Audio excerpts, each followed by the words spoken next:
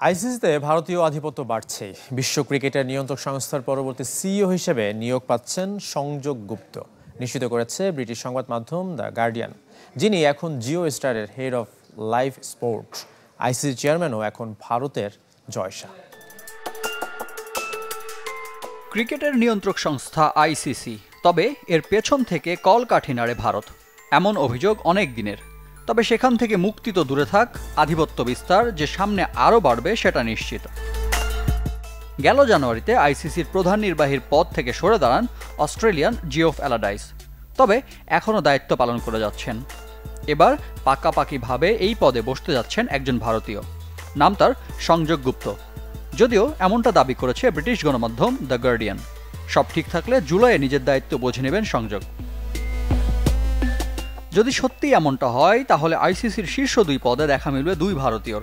ইতিমধ্যে চেয়ারম্যানের দায়িত্ব পালন করছেন সাবেক বিসিসিআই সচিব জয় শাহ। সংস্থাটির সর্বকনিষ্ঠ চেয়ারম্যান হিসেবে দায়িত্ব নিয়েছেন গেল ডিসেম্বরে। কে এই সংযোগ গুপ্ত? নামটা জনসাধারণের কাছে ততটা পরিচিত না হলেও ভারতের আধুনিক ক্রিকেটে মিডিয়া মোগল হিসেবে পরিচিত সংযোগ। বর্তমানে কাজ করছেন জিও হটস্টারের হয়ে। স্ট্রিমিং প্ল্যাটফর্মের স্পোর্টস অ্যান্ড লাইভের প্রধান তিনি। ক্রিকেট ও তার বাণিজ্যিক সাফল্যে ইতিমধ্যে সুনাম ছড়িয়েছে।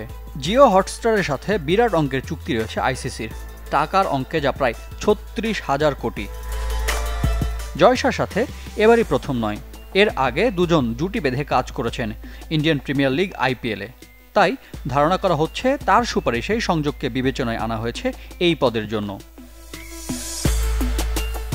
আগামী জুলাইয়ে আইসিসির এজিএম, আর সেখানেই নতুন নিয়োগের ঘোষণা আসতে যাচ্ছে।